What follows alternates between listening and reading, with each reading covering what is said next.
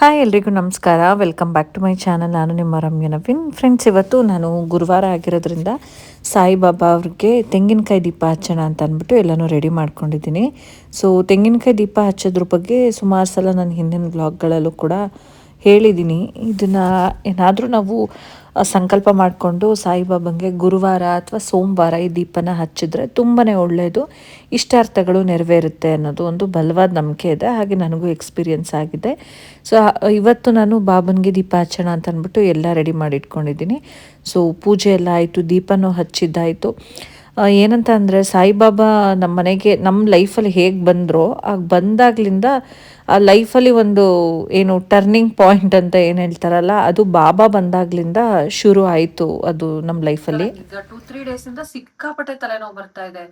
ಒಂಥರ ಹೆಂಗೆ ಅಂದ್ರೆ ಇಷ್ಟೊತ್ತಾದ್ಮೇಲೆ ಪರವಾಗಿಲ್ಲ, ಬಟ್ ಎಕ್ಸಾಕ್ಟ್ ಆಗಿ ಒಂದ್ 11 ಗಂಟೆಯಿಂದ 11 ಗಂಟೆಯಿಂದ ಶುರು ಆದ್ರೆ ಇಷ್ಟೋ ತನಕನೂ ತಲೆನೋವಿತ್ತು.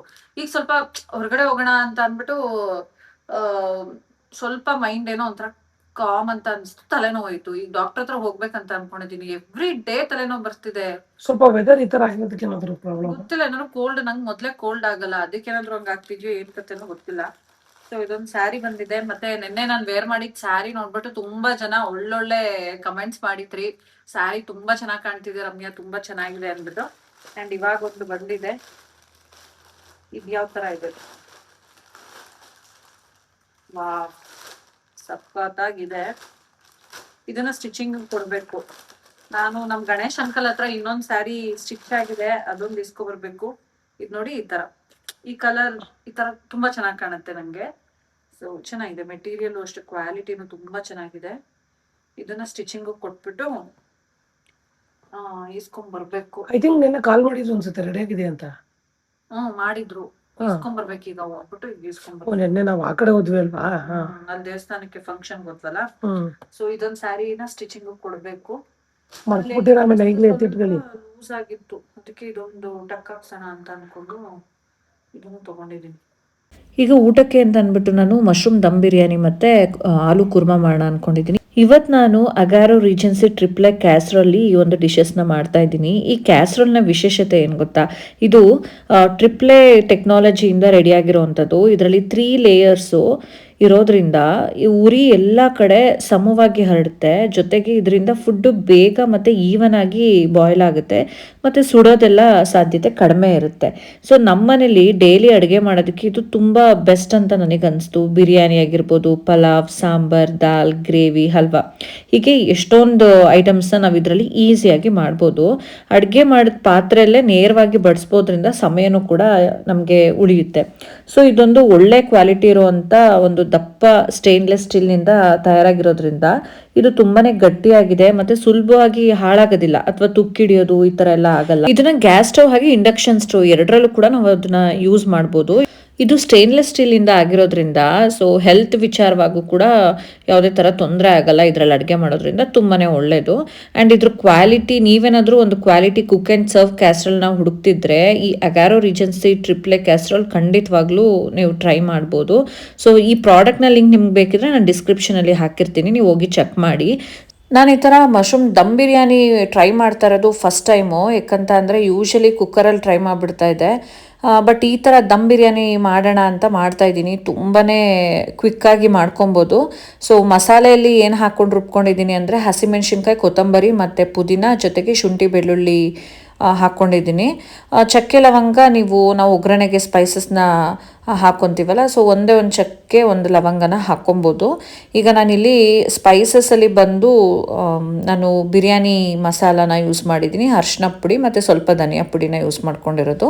ಇದನ್ನೆಲ್ಲ ಹಾಕ್ಕೊಂಡಾದ್ಮೇಲೆ ನಾನು 1 ಲೋಟ ಅಕ್ಕಿಗೆ 2 ಲೋಟ ನೀರು, ಈ ಮೆಷರ್ಮೆಂಟಲ್ಲಿ ಹಾಕ್ಕೊಳ್ತಾ ಇರೋದು. ಸೊ ನೀರು ಕುದಿಯಕ್ಕೆ ಬಂದಾದ್ಮೇಲೆ ಅಕ್ಕಿ ಹಾಕ್ಕೊತಾ ಇದ್ದೀನಿ.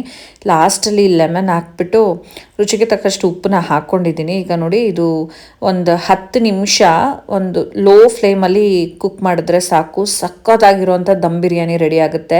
ಆ್ಯಂಡ್ ಈ ಥರ ನಾಟಿ ಸ್ಟೈಲಲ್ಲಿ ನನಗಂತೂ ತುಂಬಾ ಇಷ್ಟ, ನವೀನ್ಗೂ ಕೂಡ ನಾಟಿ ಸ್ಟೈಲಲ್ಲಿ ತುಂಬ ಇಷ್ಟಪಡ್ತಾರೆ. ಆ್ಯಂಡ್ ಫೈನಲಿ ಈಗ ಮಶ್ರೂಮ್ ದಮ್ ಬಿರಿಯಾನಿ ರೆಡಿಯಾಗಿದೆ. ಆ್ಯಂಡ್ ಈ ಒಂದು ಏನು ಪಾತ್ರೆಯಲ್ಲಿ ನನಗೆ ತುಂಬ ಈಸಿಯಾಗಿ ಮಾಡಲಿಕ್ಕಾಯಿತು. ನೀವು ನೋಡ್ತಾ ಇರ್ಬೋದು, ಒಳ್ಳೆ ಮಟನ್ ಪೀಸ್ ಥರ ಕಾಣ್ತಾ ಇದೆ, ಅದು ಅಷ್ಟು ಚೆನ್ನಾಗಿದೆ. ಈಗ ನಾನು ಅದೇ ಕುಕ್ವೇರ್ನ ಯೂಸ್ ಮಾಡಿಕೊಂಡು ಈ ಆಲೂ ಕುರ್ಮಾ ಕೂಡ ರೆಡಿ ಮಾಡ್ಕೊತಾ ಇದ್ದೀನಿ. ಇದಕ್ಕೆ ಎಣ್ಣೆ ಹಾಕಿ ಏನು ಚಕ್ಕೆ ಲವಂಗ ಮತ್ತು ಪಲಾವ್ ಎಲೆ, ಏಲಕ್ಕಿ ಇದನ್ನೆಲ್ಲ ಹಾಕಿ ಸ್ವಲ್ಪ ಫ್ರೈ ಮಾಡಿಕೊಂಡು 2 ಮೀಡಿಯಮ್ ಸೈಜ್ ಈರುಳ್ಳಿನ ಕಟ್ ಮಾಡಿ ಇಟ್ಕೊಂಡಿದ್ದೀನಿ, ಚಿಕ್ಕದಾಗಿ ಕಟ್ ಮಾಡಿ ಇಟ್ಕೊಂಡಿದ್ದೀನಿ. ಆ ಈರುಳ್ಳಿನ ಹಾಕ್ಕೊಂಡು ಫ್ರೈ ಮಾಡ್ಕೊಬೇಕು. ಈ ಆಲೂ ಕುರ್ಮಾ ಏನು ಗೊತ್ತಾ, ಈ ದೋಸೆ, ಚಪಾತಿ, ಪೂರಿ ಇದ್ರ ಜೊತೆಗೆಲ್ಲ ತುಂಬಾ ಚೆನ್ನಾಗಿರುತ್ತೆ. ನನಗೆ ನಾಳೆ ಬೆಳಿಗ್ಗೆನೇ ಎದ್ದು ಶುಕ್ರವಾರ ಉಪ್ಪಿನ ದೀಪ ಎಲ್ಲ ಹಚ್ಚಬೇಕು, ಕೆಲಸ ಜಾಸ್ತಿ ಇರುತ್ತೆ ಅಂತ ನಾನು ಈಗ ಈ ಕುರ್ಮಾನ ಈಗಲೇ ಮಾಡಿಟ್ಕೊಳ್ತಾ ಇದ್ದೀನಿ. ಬೆಳಿಗ್ಗೆಗೆ ಇದಕ್ಕೆ ಏನಾದ್ರು ದೋಸೆ, ರವೆ ದೋಸೆ ಆ ಥರ ಏನಾದರೂ ಮಾಡ್ಕೊಳ್ಳೋಣ ಅಂತ. ಇದಕ್ಕೆ ಹಸಿಮೆಣ್ಸಿನ್ಕಾಯಿ, ಶುಂಠಿ ಬೆಳ್ಳುಳ್ಳಿ ಪೇಸ್ಟ್ ಹಾಕ್ಕೊಂಡೆ. ಈಗ ನಾನು ಗರಂ ಮಸಾಲ ಮತ್ತು ಅಚ್ಕಾರದ ಪುಡಿ ಮತ್ತು ಧನಿಯಾ ಪುಡಿ, ಸ್ವಲ್ಪ ಅರಿಶಿನ, ನಾವು ಖಾರನ ನೋಡಿಕೊಂಡು ನಾವು ಎಷ್ಟು ಆಲೂಗೆಡ್ಡೆ ಮತ್ತು ಬಟಾಣಿನ ಯೂಸ್ ಮಾಡ್ತೀವಿ ಅದನ್ನು ನೋಡಿಕೊಂಡು ಸ್ಪೈಸಸ್ನ ಆ್ಯಡ್ ಮಾಡ್ಕೋಬೇಕಾಗತ್ತೆ. ಸ್ವಲ್ಪ ಖಾರ ಜಾಸ್ತಿ ತಿನ್ನಬೇಕು ಅನ್ನೋರು ಸ್ವಲ್ಪ ಜಾಸ್ತಿನೇ ಹಾಕ್ಕೊಬೋದು. ಇದಕ್ಕೆ ಸ್ವಲ್ಪ ನೀರು ಹಾಕ್ಬಿಟ್ಟು ಇದನ್ನು ಚೆನ್ನಾಗಿ ಫ್ರೈ ಮಾಡ್ಕೊಬೇಕು. ಇಲ್ಲಿ ನಾನು ಸ್ವಲ್ಪ ತೆಂಗಿನಕಾಯಿ, ಅದ್ರ ಜೊತೆಗೆ ಗಸಗಸೆ ಇದ್ದರೆ ಹಾಕ್ಕೊಡಿ, ಇಲ್ಲ ಅಂದರೆ ತೊಂದರೆ ಇಲ್ಲ. ಅದಕ್ಕೆ ಸ್ವಲ್ಪ ನೀರು ಹಾಕ್ಕೊಂಡು ಈ ಥರ ಸಣ್ಣಕ್ಕೆ ರುಬ್ಕೊಂಡಿದ್ದೀನಿ. ಅದನ್ನು ಹಾಕ್ಕೊಂಡು ಇದಕ್ಕೆ ಸ್ವಲ್ಪ ನೀರು ಹಾಕ್ಕೊಂಡು ಇದನ್ನು ಕೂಡ ಫ್ರೈ ಮಾಡ್ಕೊತಾ ಇದ್ದೀನಿ. ಸೊ ತುಂಬ ಚೆನ್ನಾಗಿರುತ್ತೆ, ಟೇಸ್ಟಿಯಾಗಿರುತ್ತೆ. ಪೂರಿ ಜೊತೆಗಂತೂ ತುಂಬಾ ಚೆನ್ನಾಗಿರುತ್ತೆ. ಇದಕ್ಕೆ ನಾನು ಈಗ ಸ್ವಲ್ಪ ಮೊಸರನ್ನ ಕೂಡ ಹಾಕ್ಕೊತಾ ಇದ್ದೀನಿ. ಟೊಮ್ಯಾಟೊ, ಹುಣಸೆಹಣ್ಣು ಆ ಥರದ್ದೇನೂ ಯೂಸ್ ಮಾಡಿಲ್ಲ ಅಲ್ವಾ. ಸೊ ಇದು ಸ್ವಲ್ಪ ಅದು ಖಾರ ಎಲ್ಲ ಅದು ಕಾಯೆಲ್ಲ ಬೆಂದಾದ್ಮೇಲೆ ಇದಕ್ಕೀಗ ಬೇಯಿಸ್ಕೊಂಡಿದ್ದೀನಿ. ಇಲ್ಲಿ ನಾನು ಆಲೂಗೆಡ್ಡೆ ಮತ್ತು ಹಸಿ ಬಟಾಣಿ ತೊಗೊಂಡಿದ್ದೀನಿ, ಅದನ್ನು 1 ವಿಷಲ್ ಬೇಯಿಸ್ಕೊಂಡಿದ್ದೀನಿ. ಅದನ್ನೀಗ ಆ್ಯಡ್ ಮಾಡಿಬಿಟ್ಟು ಕನ್ಸಿಸ್ಟೆನ್ಸಿ ನೋಡಿಕೊಂಡು ನೀರು ಹಾಕ್ಕೊಬೇಕು. ಇದು ಹಾಕ್ಕೊಂಡು ರುಚಿಗೆ ತಕ್ಕಷ್ಟು ಉಪ್ಪನ್ನ, ಅದು ಕುದಿಯೋಕ್ಕೆ ಬರುತ್ತಲ್ವ, ಅದು ಚೆನ್ನಾಗಿ ಬೆಂದಾದ್ಮೇಲೆ ರುಚಿಗೆ ತಕ್ಕಷ್ಟು ಉಪ್ಪನ್ನ ಹಾಕ್ಬಿಟ್ಟು ಲಾಸ್ಟಲ್ಲಿ ಕೊತ್ತಂಬರಿ ಸೊಪ್ಪನ್ನ ಹಾಕ್ಬಿಟ್ರೆ ಸಖತ್ತಾಗಿರೋಂಥ ಆಲೂ ಕುರ್ಮಾ ತಿನ್ನೋದಕ್ಕೆ ರೆಡಿ ಆಗುತ್ತೆ. ನನಗಂತೂ ತುಂಬಾ ಇಷ್ಟ. ಇದೊಂದು 5 ಮಿನಿಟ್ಸ್ ಇದನ್ನು ಹಾಗೆ ಬೇಯಿಸ್ತಾ ಇದ್ದೀನಿ. ನೋಡಿ ಎಷ್ಟು ಚೆನ್ನಾಗಿ ಕನ್ಸಿಸ್ಟೆನ್ಸಿ ನಮಗೆ ಯಾವ ಥರ ಬೇಕು ಆ ಒಂದು ಕನ್ಸಿಸ್ಟೆನ್ಸಿಯಲ್ಲಿ ಆಲೂ ಕುರ್ಮಾ ರೆಡಿಯಾಗಿದೆ. ಇದಕ್ಕೀಗ ನಾನು ಲಾಸ್ಟಲ್ಲಿ ಕೊತ್ತಂಬರಿ ಸೊಪ್ಪನ್ನ ಹಾಕಿದ್ದೀನಿ. ಆ್ಯಂಡ್ ತುಂಬಾ ಚೆನ್ನಾಗಾಗಿದೆ ಅಡುಗೆ. ಏನಿವತ್ತು ನಾನು ಟ್ರೈ ಮಾಡಿದೆ, ತುಂಬ ಇಷ್ಟ ಆಯಿತು ನನಗೆ. ಮಾತು ಕತೆ ಏನೂ ಇಲ್ಲ. ನನ್ನ ಲೈಫಲ್ಲೇ ತಿಂದಿಲ್ಲ ಇಂಥ ಮಶ್ರೂಮ್ ಬಿರಿಯಾನಿನ. ಸೀರಿಯಸ್ಲಿ ತೋರ್ಸು, ಕೈ ತೆಗಿ ನಿನ್ ಲೆಫ್ಟ್ ಹ್ಯಾಂಡ್. ನನಗೆ ಮೊದಲೇ ನಾಟಿ ಸ್ಟೈಲ್ ಇಷ್ಟ, ನಿಂಗೆ ಗೊತ್ತಲ್ಲ. ನನಗೆ ಹನುಮಂತ ಪಲಾವು ಆ ಥರ ಎಲ್ಲ ಇಷ್ಟ, ನಾನ್ ವೆಜ್ಜಲ್ಲಿ ನಾಟಿಲಿ. ಸೊ ಭಾಳ ಇಷ್ಟ ಆಯಿತು. ಎಸ್ ಫ್ರೆಂಡ್ಸ್, ಟೇಸ್ಟ್ ಅಂತೂ ತುಂಬ ಚೆನ್ನಾಗಿದೆ. ಟ್ರೈ ಮಾಡಿ ಈ ಥರ. ಯಾವ ಮಟನ್ ಪೀಸ್ಗೂ ಚಿಕನ್ ಪೀಸ್ಗೂ ಕಮ್ಮಿ ಇಲ್ಲ, ಹಂಗೈತೆ ಮಶ್ರೂಮು. ತಿನ್ನಿ ಎಂಜಾಯ್ ಮಾಡಿ. ಸಕ್ಕತ್ತಾಗೈತೆ. ನಂಗೂ ಅಷ್ಟೇ ಪಾಪ ಸಾಕು, ಈಸಿ ಬಾಯ್ ಯಾಕಮ್ಮ. ಸಖತ್ತು ಲೈಕ್ ಆಯ್ತು. ಈ ತರ ನಾಟಿ ಸ್ಟೈಲ್ ಮಾಡಿರ್ಲಿಲ್ಲ ನಾನು, ಫಸ್ಟ್ ಟೈಮ್ ಮಾಡಿದ್ದು. ತುಂಬಾನೇ ಚೆನ್ನಾಗಿದೆ. ಟ್ರೈ ಮಾಡಿ ನೀವು ಈ ತರ. ಹಾಗೆ ನಾವು ದೀಪಕ್ ಜ್ಯುವೆಲ್ಸಿಗೆ ಬಂದಿದ್ವಿ. ಸೊ ದೀಪಕ್ ಜ್ಯುವೆಲ್ಸಲ್ಲಿ ಈಗ ತುಂಬಾ ಒಳ್ಳೆ ಕಲೆಕ್ಷನ್ಸ್ ಬಂದಿದೆ ಜ್ಯುವೆಲ್ರೀಸಲ್ಲಿ. ಸೊ ಇದು ಪ್ಯೂರ್ ಸಿಲ್ವರ್ ಜ್ಯುವೆಲ್ರೀಸ್ ಬಗ್ಗೆ ನಾನು ಹೇಳ್ತಿರೋ ಅಂಥದ್ದು. ಕಲೆಕ್ಷನ್ಸ್ ಇದು ನೋಡಿದ್ರಂತೂ ಎಕ್ಸಾಕ್ಟ್ ಸೇಮ್ ಗೋಲ್ಡಲ್ಲಿ ಏನು ಫಿನಿಶಿಂಗ್ ಇರುತ್ತೋ ಅದೇ ಥರ ಫಿನಿಶಿಂಗ್ ಇದೆ. ಆ್ಯಂಡ್ ಡಿಸೈನ್ಸು ಕೂಡ ತುಂಬ ಚೆನ್ನಾಗಿತ್ತು. ಹಾಗಾಗಿ ನಾನು 1-2 ಕ್ಲಿಪ್ಪಿಂಗ್ಸ್ನ ತೊಗೊತೀನಿ. ಸೊ ಯಾರಿಗಾದರೂ ಯೂಸ್ ಆಗ್ಬೋದು, ತೊಗೋಬೇಕು, ಸಿಲ್ವರ್ ಜ್ಯುವೆಲ್ರೀಸಲ್ಲಿ ತೊಗೋಬೇಕು. ಇವತ್ತಿನ ಗೋಲ್ಡ್ ರೇಟ್ ಅಂತೂ 13,700 ಚಿಲ್ಲರೆ ಆಗಿದೆ. ಸೊ ಪ್ರೈಸ್ ಅಂತೂ ಕಡಿಮೆ ಆಗುತ್ತೆ, ಆಷಾಢ ಬಂದರೂ ಗೋಲ್ಡ್ ರೇಟ್ ಅಂತೂ ಕಡಿಮೆ ಆಗಿಲ್ಲ. ಬಟ್ ಸಿಲ್ವರಲ್ಲಿ ಇಷ್ಟು ಬ್ಯೂಟಿಫುಲ್ ಕಲೆಕ್ಷನ್ಸ್ನ ನೀವು ನೋಡ್ಬೋದು. ತುಂಬಾ ಕಲೆಕ್ಷನ್ಸ್ನ ತರಿಸಿದ್ರು. ಸೊ ನನ್ನ ವ್ಯೂವರ್ಸ್ ಅಥವಾ ನನ್ನ ಸಬ್ಸ್ಕ್ರೈಬರ್ಸ್ ಯಾರಾದರೂ ಸಿಲ್ವರ್ ಜ್ಯುವೆಲ್ರೀಸ್ನ ಬೈ ಮಾಡಬೇಕು ಅಂತ ಅನ್ಕೋತಾ ಇದ್ರೆ ಅವರಿಗೂ ಯೂಸ್ ಆಗುತ್ತೆ ಅಂತ ಅಂದ್ಬಿಟ್ಟು ನಾನು ನಿಮ್ಮ ಜೊತೆ ಡಿಸೈನ್ಸ್ನ ಶೇರ್ ಮಾಡೋಣ ಅಂತ ಅಂದ್ಬಿಟ್ಟು ತೋರಿಸ್ತಾ ಇದ್ದೀನಿ. ಇನ್ನು ಬೀಡ್ಸ್ ಜ್ಯುವೆಲ್ರಿಯಲ್ಲೂ ಅಷ್ಟೇ ತುಂಬಾ ಕಲೆಕ್ಷನ್ಸ್ ಇತ್ತು. ಆ್ಯಂಡ್ ವೆರೈಟಿ ನಮಗೆ ಯಾವ ಥರ ಗ್ರೀನಲ್ಲಿರ್ಬೋದು, ಪಿಂಕಲ್ಲಿರ್ಬೋದು, ಮತ್ತು ಈ ಶಾರ್ಟ್ ನೆಕ್ಲೆಸ್ಗಳು ಅಷ್ಟೇ ಕ್ಯೂಟಾಗಿರೋವಂಥ ಈ ಸಿಲ್ವರ್, ಇದು ಪ್ಯೂರ್ ಸಿಲ್ವರಿಂದ ಆಗಿರೋವಂಥದ್ದು. ತುಂಬಾ ಕಲೆಕ್ಷನ್ಸ್ ಇದೆ. ಸೊ ಯಾರಾದರೂ ಸಿಲ್ವರ್ ಜ್ಯುವೆಲ್ರಿ ಬೈ ಮಾಡಬೇಕಂದ್ರೆ ವಿಸಿಟ್ ಮಾಡ್ಬೋದು, ನಿಮಗೆ ತುಂಬ ಕಲೆಕ್ಷನ್ ಸಿಗುತ್ತೆ. ಅಲ್ಲಿಂದ ನೆಕ್ಸ್ಟ್ ನಾನು ಬ್ಲೌಸ್ ಸ್ಟಿಚಿಂಗ್ಗೆ ಕೊಟ್ಟಿರೋದನ್ನ ಇಸ್ಕೊಂಡು ಬರೋಣ ಅಂತ ಬಂದೆ. ಸೊ ನನಗೆ ಈ ಕಲರೇ ಒಂಥರ ಡಿಫ್ರೆಂಟ್ ಆಗಿದೆ ಅಲ್ಲ, ನಂಗೆ ತುಂಬಾ ಇಷ್ಟ ಆಯಿತು. ಆ್ಯಂಡ್ ಸ್ಟಿಚಿಂಗ್ ಕೂಡ ಆಲ್ರೆಡಿ ಅಂಕಲ್ ಮಾಡಿದರು. ಅದಾದಮೇಲೆ ಈಗ ಬೇರೆ ಸ್ಯಾರಿ ಕೂಡ ತೊಗೊಂಡೋಗಿ ಕೊಟ್ಟಿದ್ನಲ್ಲ, ಅದ್ರ ಬಗ್ಗೆನೂ ಹೇಳ್ತಾ ಇದ್ದೆ. ನನಗೆ ಬ್ಯಾಕ್ ಟು ಬ್ಯಾಕ್ ಬೇಕಾಗುತ್ತೆ ಅಂಕಲ್, ನೀವು ಸ್ವಲ್ಪ ಬೇಗ ಫಾಸ್ಟಾಗಿ ವರ್ಕ್ ಮಾಡಿ ಕೊಡಬೇಕು ನನಗೆ ಅಂತ ಹೇಳ್ತಾ ಇದ್ದೆ. ಅದಕ್ಕೆ ಅವ್ರು ಹೇಳ್ತಾಯಿದ್ರು, ಇಲ್ಲ ಮೇಡಮ್ ನಿಮ್ಮದೇ ಫಸ್ಟ್ ನಾನು ಮುಗಿಸೋದು, ನೀವು ಕೊಟ್ಟಿದ ತಕ್ಷಣ ನಿಮ್ಮದೇ ಕೆಲಸ ಶುರು ಮಾಡ್ತೀನಿ ಅಂತ. ಇನ್ನೂ ಅಂಕಲ್ ಹತ್ರ 2 ಸ್ಯಾರಿ ಪೆಂಡಿಂಗ್ ಇದೆ, ಅವ್ರು ಅದನ್ನು ಸ್ಟಿಚ್ ಮಾಡಬೇಕು, ಜೊತೆಗೆ ನಂಗೆ ಇದನ್ನು ಬೇಗ ಮಾಡಿಕೊಡಿ ಅಂತ ಅಂದ್ಬಿಟ್ಟು ಅವರಿಗೆ ಕೊಟ್ಟೆ. ಸೊ ಈ ಸ್ಯಾರಿ ಹೇಳಿದ್ನಲ್ಲ, ನಾನು ಆಲ್ರೆಡಿ ತೋರಿಸಿದ್ನಲ್ಲ, ತುಂಬಾ ಚೆನ್ನಾಗಿದೆ ಆ್ಯಂಡ್ ಕ್ವಾಲಿಟಿನೂ ಅಷ್ಟೇ ಚೆನ್ನಾಗಿತ್ತು. ನಾನು ಲಾಸ್ಟ್ ಟೈಮ್ ಹೈ ನೆಕ್ ಇದ್ರದ್ದು ಬ್ಲೌಸ್ ಸ್ಟಿಚ್ ಮಾಡ್ತಿದ್ನಲ್ಲ, ಆ ಪೇಜಿಂದನೇ ತರಿಸಿದ್ದು. ಫ್ರೆಂಡ್ಸ್, ನಾಳೆ ಶುಕ್ರವಾರ, ಸೊ ನಾಳೆ ಉಪ್ಪಿನ ದೀಪ ಹಚ್ಬೇಕು. ನನ್ನ ಹೆಲ್ತ್ ಸ್ವಲ್ಪ ಸರಿಗಿಲ್ಲ, ಯೋಚನೆ ಮಾಡ್ತಾ ಇದ್ದೀನಿ. ಬಟ್ ಹೂವೆಲ್ಲ ತಗೊಬಂದ್ ಬಟ್ ಬೆಳಿಗ್ಗೆ ಬ್ರಾಹ್ಮಿ ಮುಹೂರ್ತದಲ್ಲಿ ಎದ್ದು ಪೂಜೆ ಮಾಡೋದಿಕ್ ಆಗಲ್ಲ. ಅಟ್ಲೀಸ್ಟ್ ರಾಹುಕಾಲ ಎಷ್ಟೊತ್ತಿಗೆ ನೋಡಿ ನಾಳೆ?